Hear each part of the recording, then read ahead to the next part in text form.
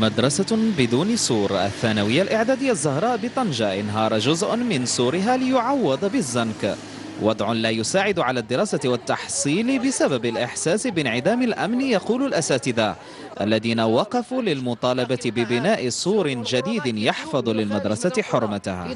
انعدام السور في المؤسسة كيجعلنا حنا كنواجهوا مجموعة من المخاطر يومية، أهمها القذف ديال الأساتذة في القاعات ولا في الساحة، القذف بالحجارة من الخارج. مثلا نقول هنا على القاعات اللي فيها الاساتذه، مما يشكل تهديد على الاساتذه وعلى التلاميذ وعلى الاطر الاداريه، وكذلك مجموعه من الغرباء اللي كيدخلوا لان ما كاينش السور اللي كيحمي المؤسسه. بالنسبه للمحيط ديال المؤسسه طبعا الطول ما كاينش، كاين فراغ امني، ما كايناش سور ديال المؤسسه، عمرها ما تكون في حله ديالها الجديده. حنا بالنسبه لنا كجمعيه الاباء بادرنا لان سلطات محليه ولا ناس اللي مختصه ولا ناس مسؤولين اللي كاينه في النيابه، ولكن لا مبالاه لا مسؤوليه. الشمكريه كيدخلوا لوسط المؤسسه كيتعداو على التلاميذ وبنات الذكوره، سواء كان بنات ولا ذكوره كيتعداو علينا، كيضربوا بالحجار.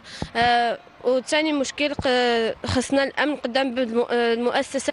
بالنسبة للنائب الإقليمي لوزارة التربية الوطنية بطنجة أصيل، بناء السور مسألة وقت فقط. الصفقة أنجزت بغلاف مالي يفوق 140 ألف درهم.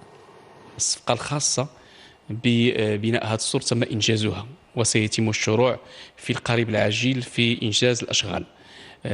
لابد كذلك من تذكير بأن هناك 14 مؤسسة قمنا بإعداد الصفقة الخاصة بها بكلفة مالية تقدر ب1,500,000 درهم.